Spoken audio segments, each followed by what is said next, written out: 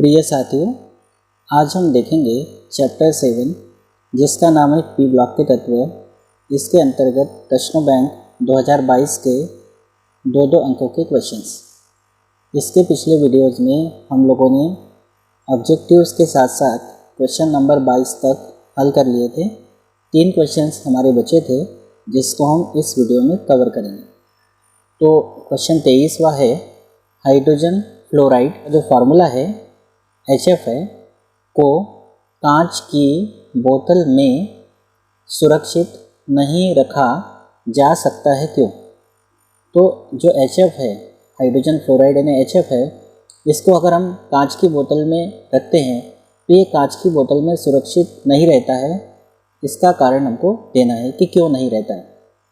सबसे पहली बात तो ये है कि जो कांच की बोतल होती है वो कांच की बोतल जो है वो सिलिकेट है, जैसे सोडियम सिलिकेट। सोडियम सिलिकेट का फार्मूला होता है Na2SiO3। तो होता क्या है कि जो HF है ये HF कांच की बोतल के कांच से, कांच का मतलब Na2SiO3, तो ये जो HF होता है ये HF जो कांच की बोतल है उसके कांच से यानी Na2SiO3 से क्रिया करके उसे घोल लेता है।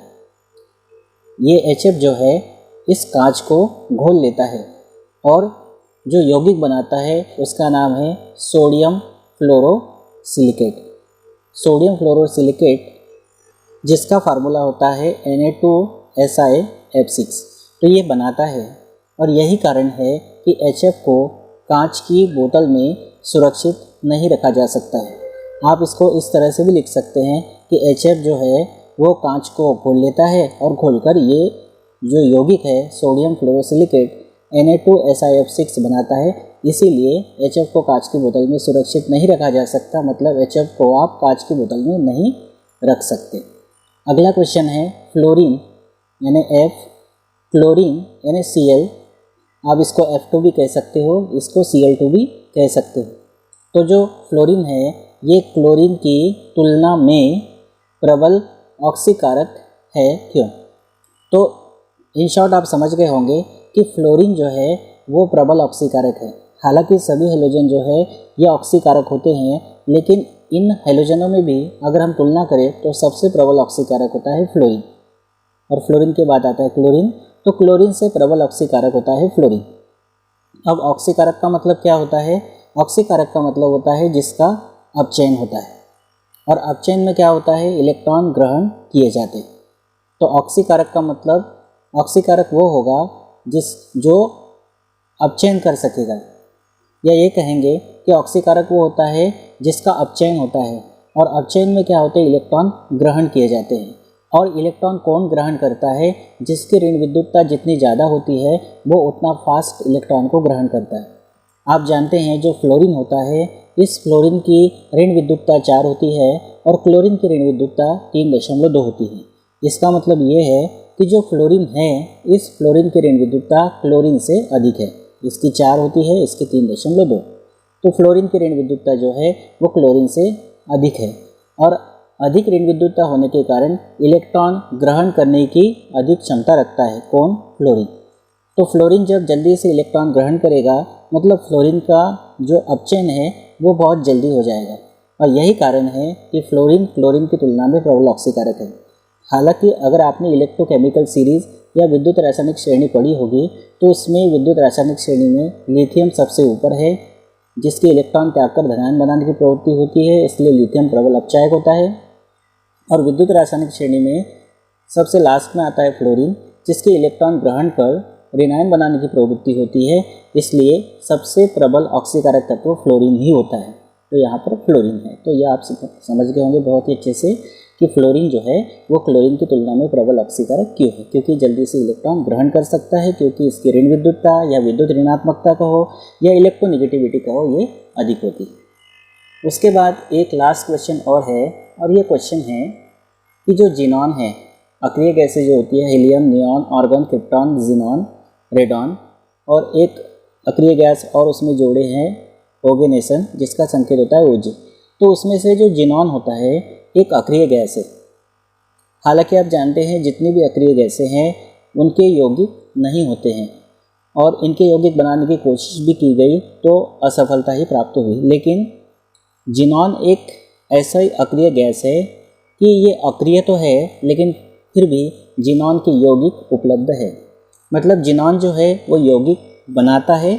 तो ये जिनॉन यौगिक क्यों बनाता है इसका कारण हमको देना है। हालांकि नाम से ही समझ में आ रहा होगा कि जिनॉन अक्रिय है तो यौगिक क्यों बनाता है, लेकिन इसके कुछ यौगिक ज्ञात है।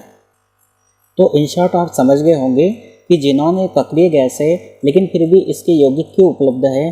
तो इसकी जो शुरुआत हुई वो मार्च 1962 की बात है और मार्च 1962 में एक वैज्ञानिक है जिसका नाम है नील बार्टलेट या इसको नील बार्टलेट भी कहा जाता है।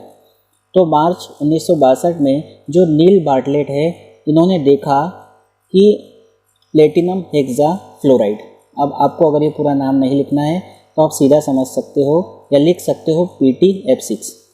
तो नील बार्टलेट ने क्या देखा कि जो PTF6 है ये PTF6 एक शक्तिशाली ऑक्सीकारक है।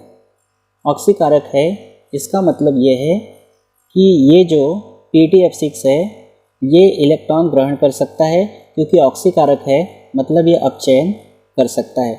और जब ये अपचयन करेगा तो इलेक्ट्रॉन ग्रहण करेगा। क्यों? क्योंकि सीधे शब्दों में हमने ये कहा है कि ये ऑक्सीकारक है और ऑक्सीकारक कौन होता है? जिसका अपचयन होता है और अपचयन में इलेक्ट्रॉन ग्रहण किए जाते हैं। तो ये जो PTF6 है जो एक ऑक्सीकारक है तो ये क्या करता है? O2 से क्रिया करता है और O2 से क्रिया करके O2 से इलेक्ट्रॉन ग्रहण करता है। और जब O2 से इलेक्ट्रॉन ग्रहण करेगा तो इसका हो जाएगा अपचयन और इसमें से इलेक्ट्रॉन निकलेगा तो इसका हो जाएगा ऑक्सीकरण। तो ये जो PTF6 है जो एक शक्तिशाली ऑक्सीकारक है ये O2 से क्रिया करता है और O2 से क्रिया करके आयनिक ठोस बनाता है O2PTF6। ये O2PTF6 बनाता है ऑक्सीजन, जिसको डाईऑक्सीजन भी कहते हैं, जो एक गैस है। और PTF6 ये भी एक गैस है और लगभग कमरे के ताप पर 298 केल्विन, मतलब अगर इसमें से 273 केल्विन माइनस करेंगे तो 25 डिग्री सेल्सियस कमरे का ताप होता है। ये भी गैस है ये भी गैस है, लेकिन दोनों आपस में क्रिया करके O2PTF6 जो कि आयनिक ठोस होता है, सॉलिड होता है, ये बनाता है। तो आयनिक ठोस का मतलब इस पर पॉजिटिव चार्ज होता है और इस पर नेगेटिव चार्ज होता है। तो इस पर पॉजिटिव चार्ज आया है, कब आया है? जब इसमें से इलेक्ट्रॉन निकलेगा, और जब इसमें से इलेक्ट्रॉन निकलेगा तो इसका ऑक्सीकरण होगा, मतलब ये अपचायक है, और ये इलेक्ट्रॉन ग्रहण करेगा मतलब इसका अपचयन होगा, तो ये ऑक्सीकारक है, जैसा कि हमने शुरू में ही कहा। तो सीधे शब्दों में आपको यहाँ क्या समझना है कि जो O2 गैस है ये PTF6 गैस से क्रिया करके O2PTF6 सॉलिड बनाती है, आयनिक ठोस बनाती है। तो ये O2 ऐसा कर रही है। अब यहाँ पर आपको एक बात क्लियर कर लेना है बहुत ही अच्छे से कि यहाँ जो O2 है, इस O2 ने क्या किया? इलेक्ट्रॉन त्यागा, इसके पास से इलेक्ट्रॉन गए, मतलब इसका ऑक्सीकरण हुआ। तो इस अभिक्रिया में O2 का जो ऑक्सीकरण है वो काय में हो रहा है? O2+ में किया गया। इसका मतलब ऑक्सीजन में से इलेक्ट्रॉन बाहर निकले। बार्टलेट ने यह देखा कि O2 से O2+, ये जो O2 है इससे O2+ की जो आयनन एंथैल्पी कहो या आयनन ऊर्जा कहो या आयनाइजेशन एंथैल्पी कहो या आयनाइजेशन एनर्जी कहो, मतलब इलेक्ट्रॉन को बाहर निकालने के लिए जितनी ऊर्जा की आवश्यकता होती है वो कहलाती है आयनन एंथैल्पी। तो O2 से O2+ बन रहा है, जैसे आप यहाँ देख पा रहे होंगे। तो आयनन एंथैल्पी का जो मान है इससे ये बनने में, जैसा कि आप यहाँ देख रहे हैं, और वो है 1175 किलो जूल प्रति मोल, मतलब इससे ये बनाने में इतनी आयनन एंथैल्पी लगती है।